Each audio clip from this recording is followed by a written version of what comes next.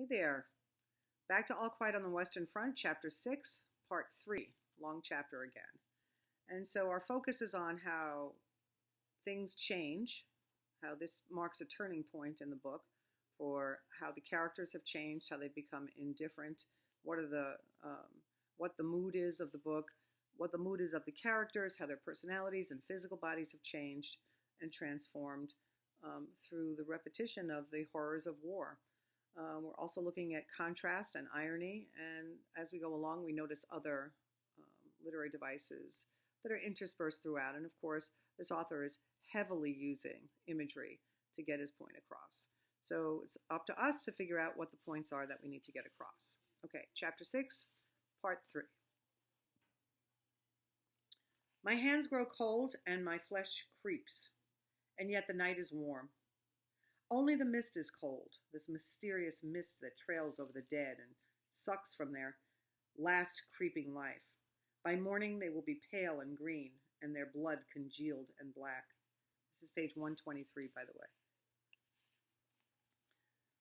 Still, the parachute rockets shoot up and cast their pitiless light over the stony landscape, which is full of craters and frozen lights, like a moon.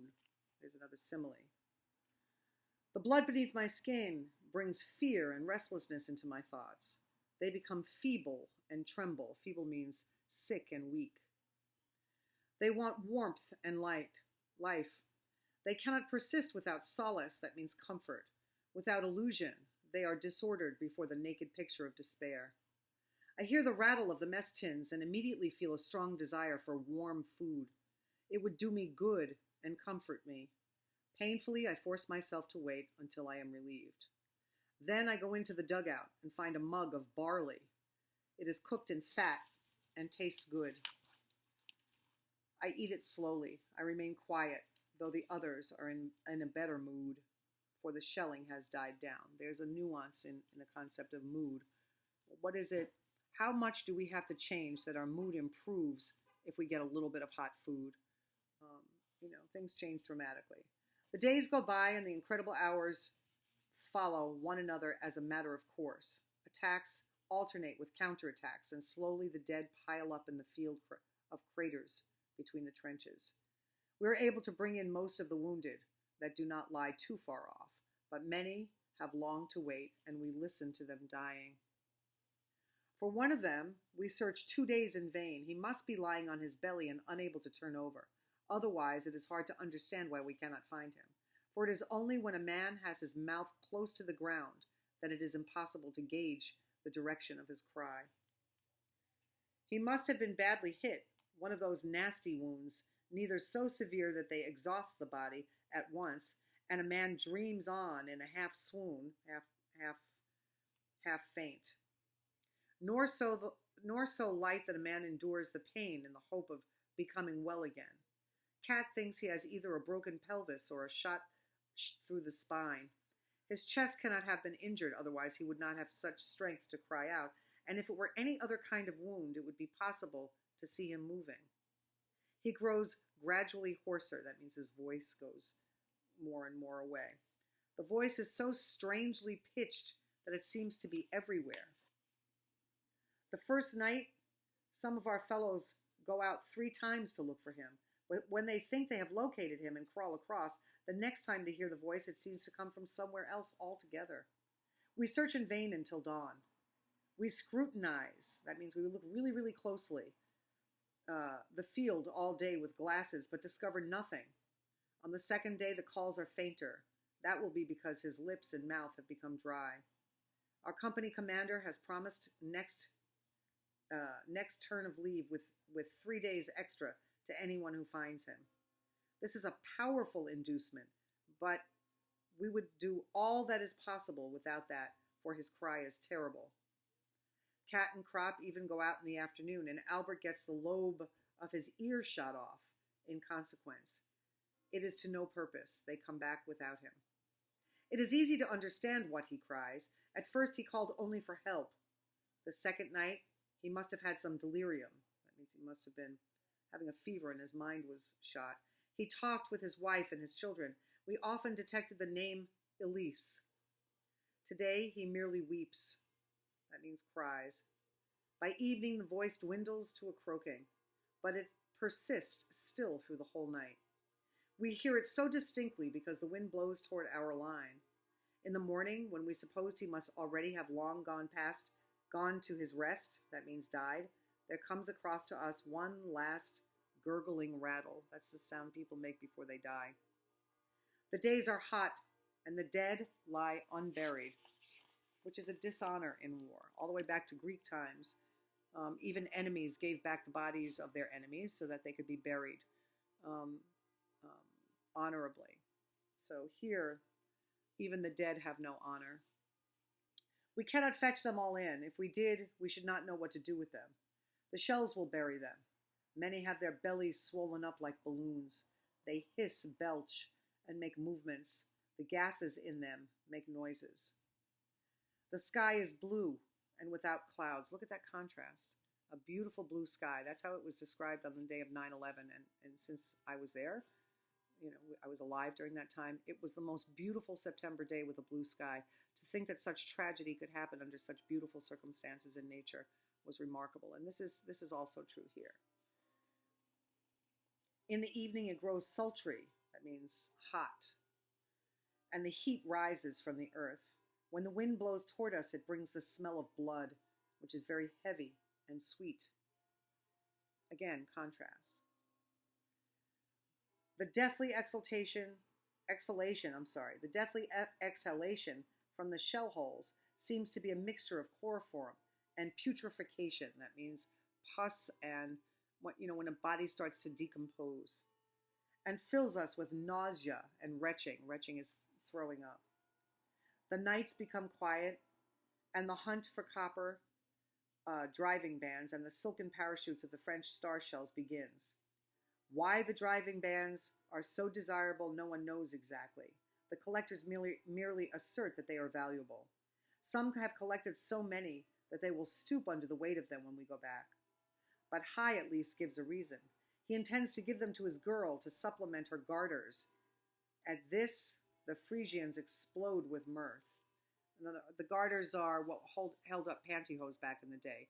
Pantyhose were called stockings, they weren't called pantyhose, and they only went thigh high, and you had to wear a belt that held them on. And if you put them on your garters, this is a little bit of a sexual reference to, how they'll make noise and jingle, when they have intimate relations.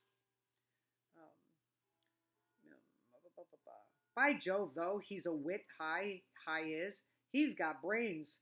Jaden especially can hardly contain himself. He takes the largest of the rings in his hand and every now and then puts his legs through it to show how much slack there is. That means he's gotten so thin that he can use a metal ring like that to put his leg through. Hi, man, she must have legs. His thoughts mount somewhat higher. And a behind, too. She must have like an elephant. He cannot get over it. I wish I could play hot hand with her once. My hat. Hai beams, proud that his girl should receive so much appreciation. She's a nice bit, he says with self-satisfaction. The parachutes are turned to more practical uses. According to the size of the bust, 3 or perhaps 4 will make a blouse. Crop and I use them as handkerchiefs. The others send them home. If the women could see at what risk these bits of rag are often obtained, they would be horrified. There's a bit of irony. So they're sending home the material from parachutes so that women can make shirts out of them or pillowcases or whatever they want to make. But they're saying if they only knew what we had to go through to get them, how many people died just to get this material. Kat surprises Jaden, endeavoring with perfect equanimity, that means equalness, to knock the driving hand off a dud. If anyone else had tried it, the thing would have exploded, but Jaden always has his luck with him. So there's unexploded shells there and stuff. Excuse my dog for a moment. There's unexploded shells, and so they try and take the caps off of them, and that's really dangerous because they can still explode. One morning, 2 butterflies play in front of our trench. They are brimstone butterflies with red spots on their yellow wings. What can they be looking for here? There is not a plant nor a flower for miles. And this is ironic to have these in the middle of nowhere, very incongruous. They settle on the teeth of a skull. The butterfly, there are no flowers around, so the butterfly sits on the teeth of somebody's dead skull. The birds, too, are just as carefree. They have long since accustomed themselves to the war. Every morning, larks ascend from no man's land. They go up into the air from no man's land. A year ago, we watched them nesting. The young ones grew up too, just like we did. The young birds, they're making comparison. The young birds grew up like we did. They were just babies last year.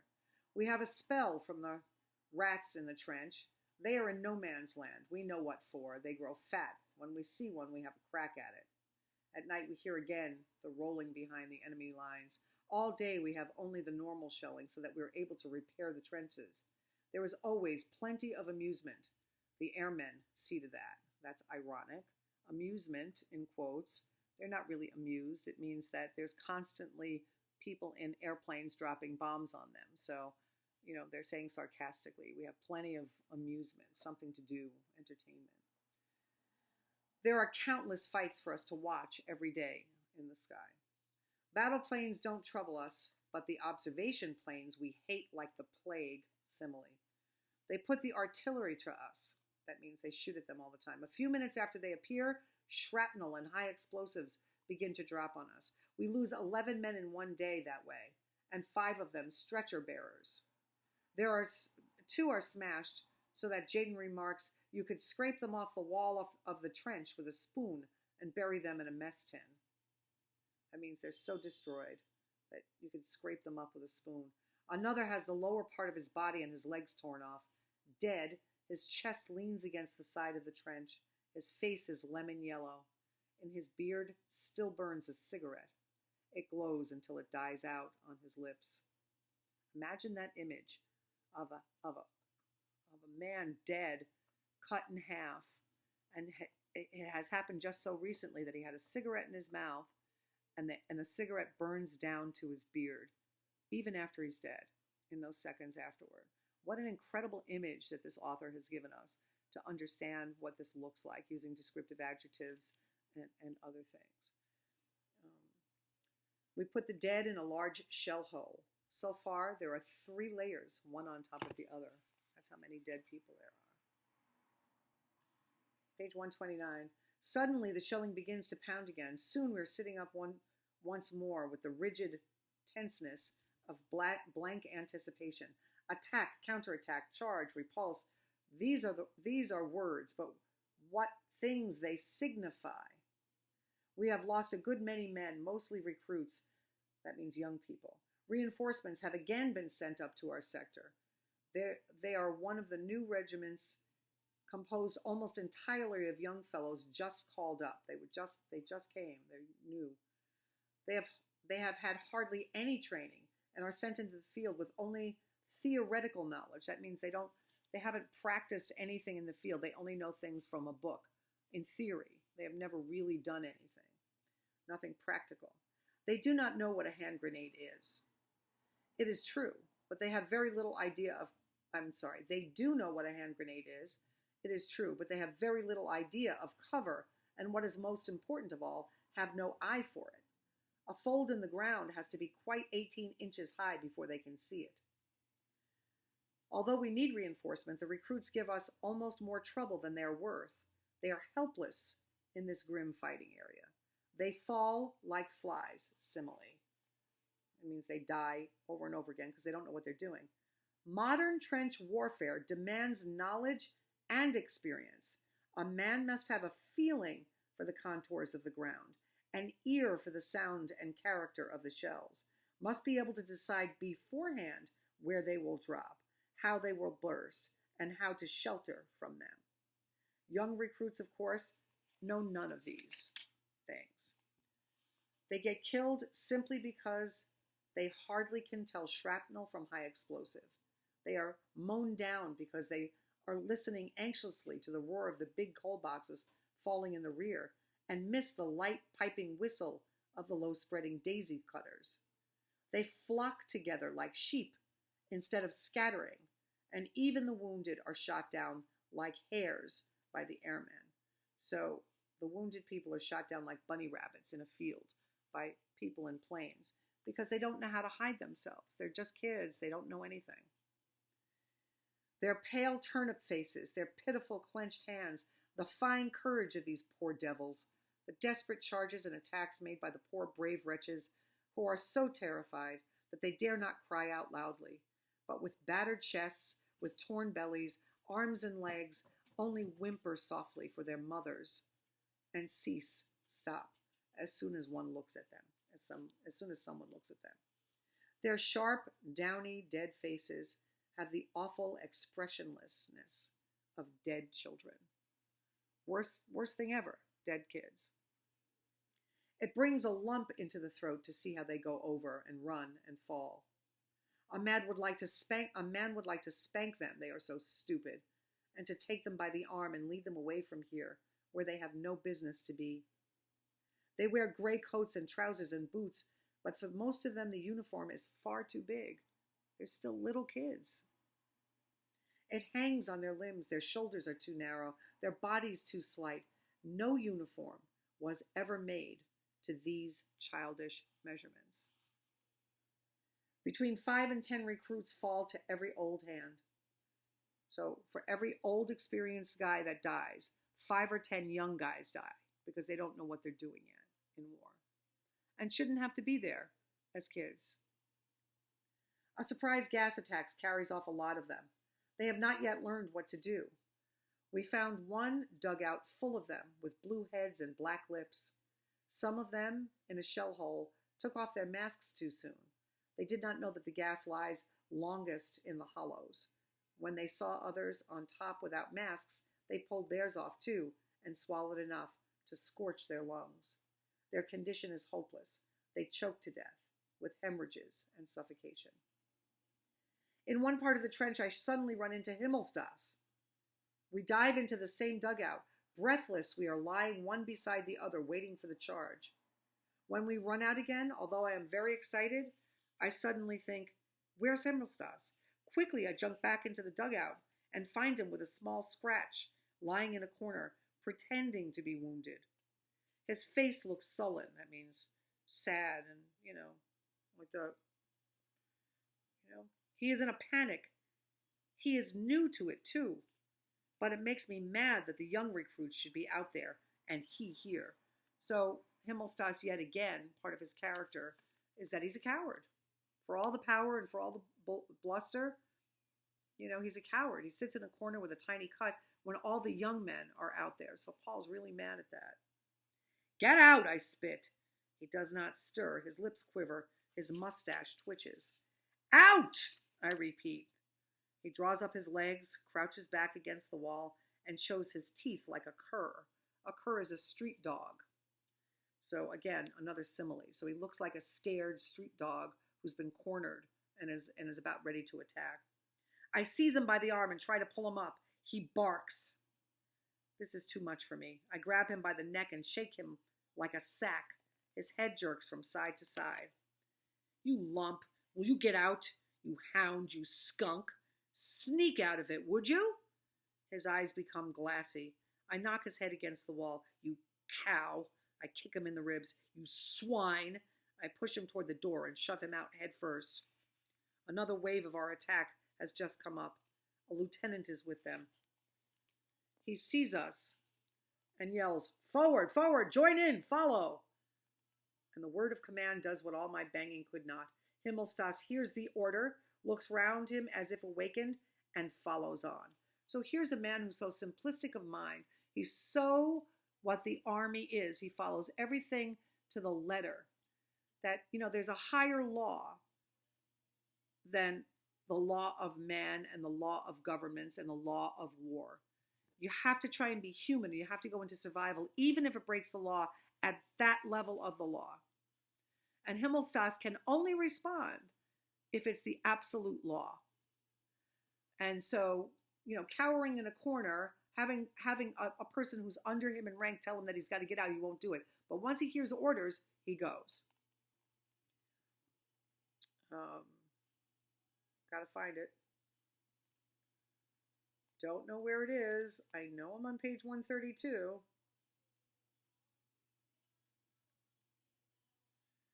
Okay. I come after and watch him go over. Once more, he is the smart Himmelstas of the parade ground. He has even outstripped the lieutenant and is far ahead. Bombardment, barrage, curtain fire, mines, gas, tanks, machine guns, hand grenades, words, but they hold the horror of the world. All of those things. Horror.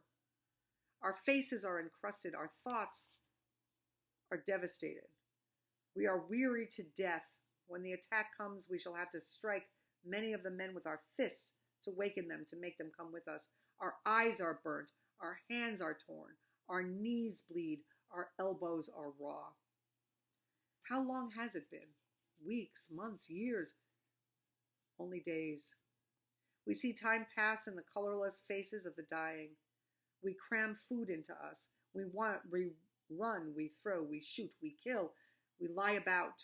We are feeble and spent.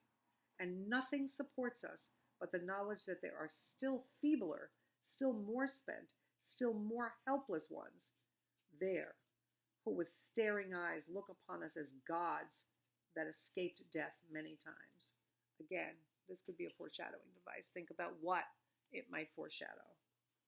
In the few hours of rest, we teach them. There, see that waggle top? That's a mortar coming. Keep down. It will go clean over. But if it comes this way, then run for it.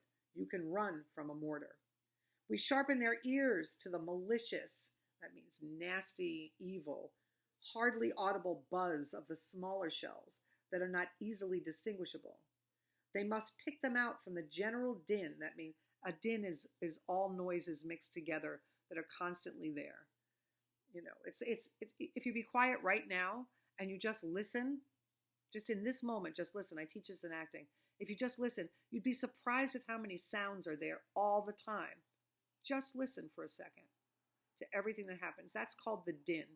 The traffic, the subway, the birds outside, the radio, the television, your phone, your dog, people talking in the background, all planes going by overhead. All of those sounds together combine to create this constant noise that we're not even aware is there. And this is the din. So they've got to learn how to pick out the sounds in order for them to survive of particular types of bombs that are coming at them. If they know what kind of bomb it is, then they know how to protect themselves better. So if it's a big mortar, they can hear it go, and it goes to one place. But if it's another kind that's very, very precise, it goes, and if you know what that is ahead of time, you can hide from it. So the older soldiers are trying to teach that to the younger soldiers so that they don't die. It's a way of passing on a very bizarre tradition so that one can survive. Teaching, the older teaching the younger. This is what's always been. Hello, I'm a teacher. Sorry. All right. We show them how to take cover from aircraft, how to stimulate a dead man when one is overrun in an attack, how to time hand grenades so that they explode half a second before hitting the ground. We teach them to fling themselves into holes as quick as lightning before the shells with instantaneous fuses. We show them how to clean up a trench with a handful of bombs. We explain the difference between the fuse length of the enemy bombs and our own. We put them wise to the sound of gas shells, show them all the tricks that can save them from death. They listen. They are docile. Docile means they're under control and they're not, they're soft and they don't question authority in any kind of way.